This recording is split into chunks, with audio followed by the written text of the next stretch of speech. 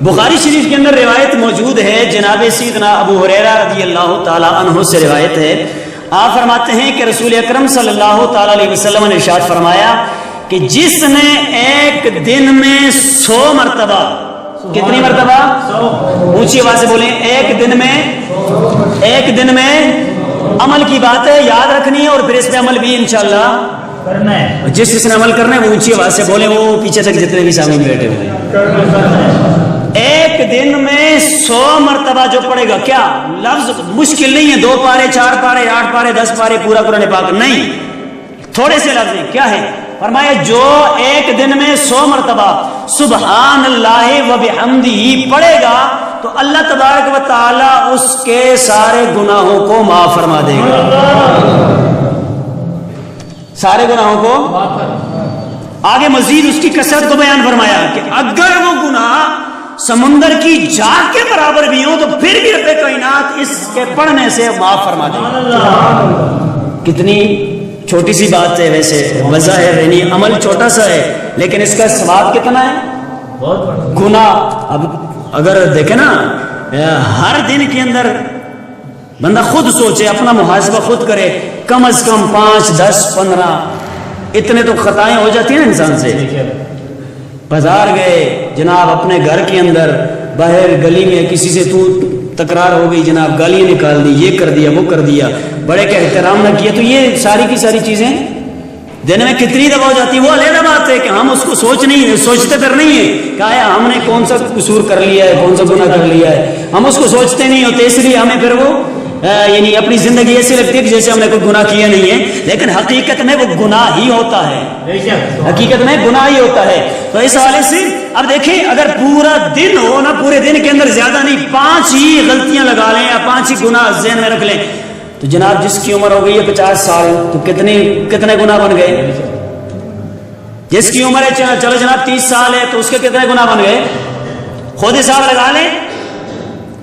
اور پھر اب اگر ان گناہوں کو جو 30 سال کے 40 سال کے 50 سال کے 60 سال کے ان کو اگر دھونا ہے نا تو دھونے کے لیے اتنا عرصہ پھر عبادت نہیں کر سکتے، تو یہ پیکیج آ گیا ہمارے لیے۔ کہا کہ اگر تم ایک دن میں 100 مرتبہ سبحان اللہ و بحمدہ پڑھو گے تو پھر کیا ہوگا؟ بولے کیا ہوگا؟ سارے گناہ، ہاں اللہ تبارک و تعالیٰ سارے گناہ معاف کر دے۔ تو اس سے بڑی اور کون سی خوش قسمتی والی بات ہے؟ تو بہرحال حضور اسلام کے صدقے سے یہ چیزیں ہمیں نصیب ہوئی ہیں۔ اس کے علاوہ دوسری روایت ترمذی شریف کے اندر کتاب الدعوات کے اندر موجود ہے، رقم نمبر 3475، یعنی حدیث کا نمبر میں نے بتایا آپ کو، حضرت جابر رضی اللہ تعالیٰ عنہ سے یہ روایت مروی ہے، سنیں گے آپ محبت سے ذرا، وہ جس کی اپنی محبت بیدار ہے، اگر اونچی آواز کہتے سبحان اللہ، اللہ اکبر۔ میرے رب کے کریم و رحیم آقا علیہ الصلوۃ والسلام نے ارشاد فرمایا، حضرت جابر رضی اللہ تعالیٰ عنہ اس روایت کے راویاں فرماتے ہیں کہ نبی اکرم صلی اللہ تعالیٰ علیہ وسلم نے ارشاد فرمایا کہ جس شخص نے سبحان اللہ العظیم و بحمدہ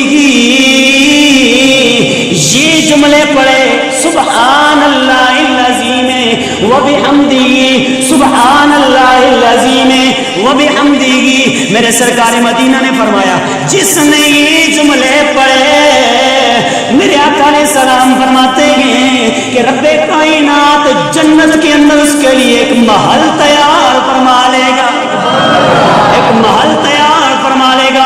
اگلی روایت سماعت فرمائیں، حضرت ابو ذر رضی اللہ تعالیٰ عنہ سے روایت کیا فرماتے ہیں کہ میں نے بارگاہ مصطفیٰ میں عرض کیا رسول اللہ صلی اللہ تعالیٰ علیہ وسلم، اللہ رب ذوالجلال کے نزدیک سب سے زیادہ پسندیدہ کلمات کون سے؟ میرے رب کے کریم و رحیم آقا علیہ السلام نے فرمایا اے ابو ذر تو نے پوچھا ہے تو سن لیجئے، اللہ تبارک و تعالیٰ کے حضور سب سے زیادہ پسندیدہ کلمات وہ کلمات ہیں جو رب کائنات نے فرشتوں کے لیے پسند فرمائے گئے۔ کس کے لیے؟ فرشتوں کے لیے پسند فرمائے گئے۔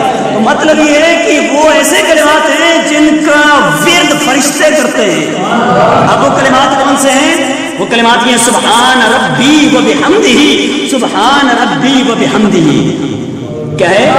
سبحان ربی و بحمدہ، سبحان ربی و بحمدہ، یہ وہ کلمات ہیں جن کو رب کائنات کے فرشتے پڑھتے ہیں، یہ اللہ تبارک و تعالیٰ کے محبوب کلمات ہیں۔ تو اب پتہ چل گیا نا آپ کو کہ سبحان اللہ کی کتنی اہمیت ہے،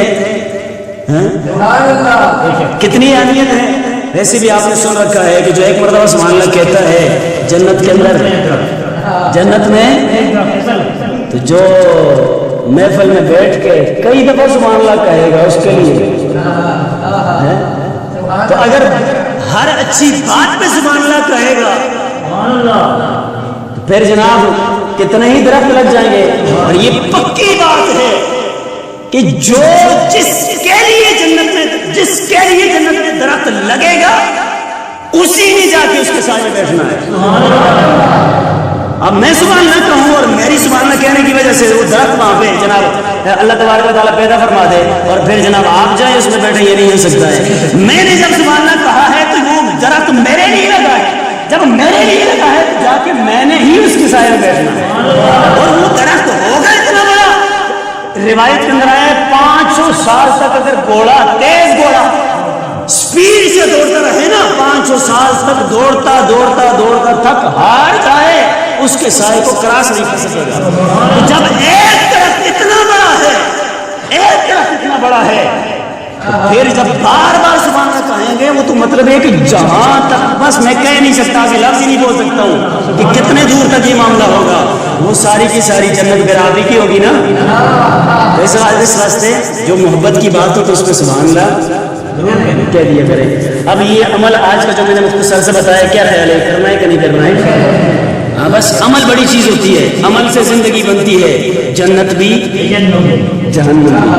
یہ خاکی اپنی فطرت میں نہ نوری ہے نہ ناری ہے۔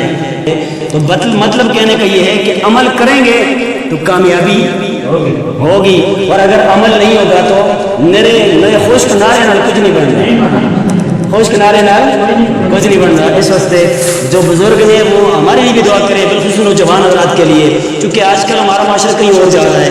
اس واسطے دعا کریں سارے مل کے، اللہ تبارک و تعالی ہم سب کو ہدایت نصیب فرمائے اور صراط مستقیم پہ چلنے کی توفیق نصیب فرمائے، اور اسی مسئلہ کے حق اہل سنت و جماعت پہ ہم سب کو موت نصیب فرمائے۔ وآخر دعوانا الحمدللہ۔